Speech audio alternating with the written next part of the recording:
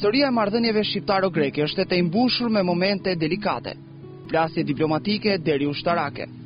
E gjendur përballë një pozicioni historikisht tolerant nga ana e Tiranës zyrtare, politika greke dhe grupime të mbështetura prej saj kanë ushtruar presion të vazhdueshëm për realizimin e ëndrave me Vojë e Pirë. Ndërkohë Shqipëria është drojtur deri më sot të hedhë në tryez problemin e vetëm real mes dy vendeve, Çamrin. Udhimi ju nis përmes të njëjtave gjurmë të lëna në 1944 nga Mira e Miraçam të masakruar e të përzën me dhunë nga tokat e tyre. Gjurmë të cilat nuk janë shuar plotësisht edhe sot, 67 vjet më pas.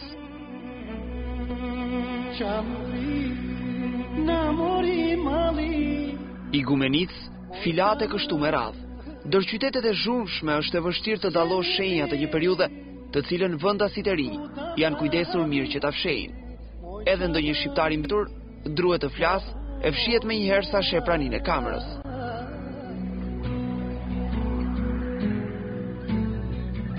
Pas rreth 2 orësh mbërim në Margëlliç, fshatin me rreth 1200 banorë, ngritur diku me skodrave të buta e të gjelbëruara të thes protis.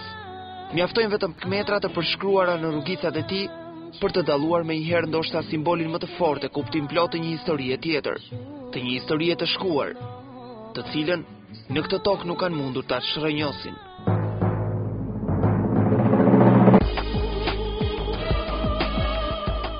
Minaja, e mbetur jetime pa xhamin e saj në një fshat ku nuk ka qoftë edhe një musliman, është sot e rrethuar nga kishat ortodokse, të cilat bëjnë hije në këtë vend që dikur ka folur ndryshe.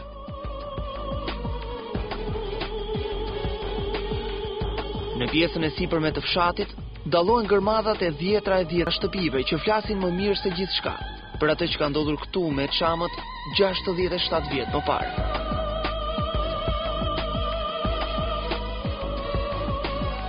Pronarët e rinj, shumicën e tyre i kanë kthyer në haure për baktin, ndërsa rënoja të tjera shtëpish me zingre kryer toka.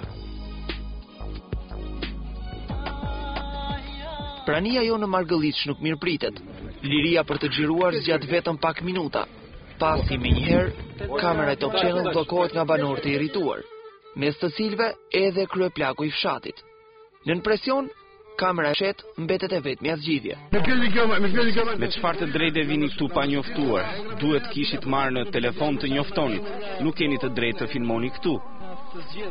Kryeplaku, i mbështetur nga punonjës të postës policore të fshatit, na detyron ta ndjekim në zyrën e tij. Telefonatat e shumta na bëjnë të kuptojmë se vizita jonë ka shkaktuar shqetësim edhe përtej Margëlliçit. Duhet kishit bërë një letër tek bashkia dhe një tek policia. Nëse nuk do të kishit kamera në dorë, nuk do të ndodhte asgjë as me policinë e as me asnjë. Pas krajinave të kontrolluara nga terroristët e kokainës në Kolumbi, ky duhet jetë i vetmi fshat në botë ku nuk lejohet të filmosh fushat dhe shtëpitë. Drejtuesit e fshatit, pas direktivave të marra nga autoritetet në Igumenic, na thonë se në Margëlliç jetojnë vetëm 6 familje shqiptare, e me këtë rast, jo pa qëllim, na ofrojnë intervistë me njërin prej tyre, i cili ka ardhur këtu pas vitit 1990. Familje shqiptare sa kohë kanë që kanë ardhur në këtë fshat?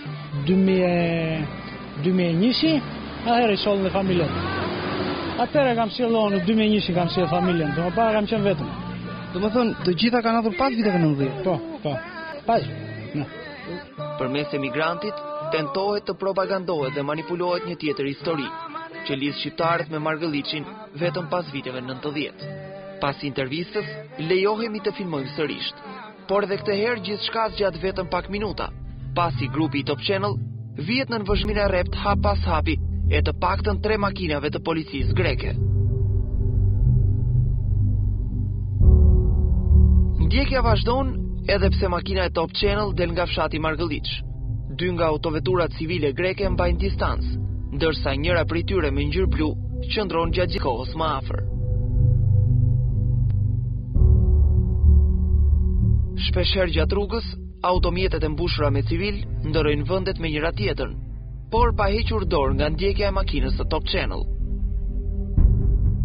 Në kufi afrohet vetëm njëra prej tyre, nga ku dalin 2 persona të veshur civil, të cilët, siç duket edhe nga pamjet, I kërkojnë policisë kufitare të vonoj procedurat e lejim kalimit të grupit të Top Channel për në Shqipëri.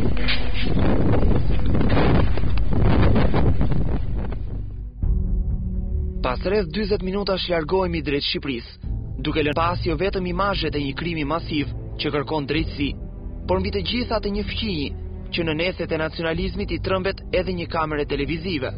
Një vend antar i Bashkimit Evropian dhe 2 vende fqinje, njerëzit e të cilëve lëvizin pa viza në të dyja krahët, ekspozon kështu anën e tij më të shëmtuar.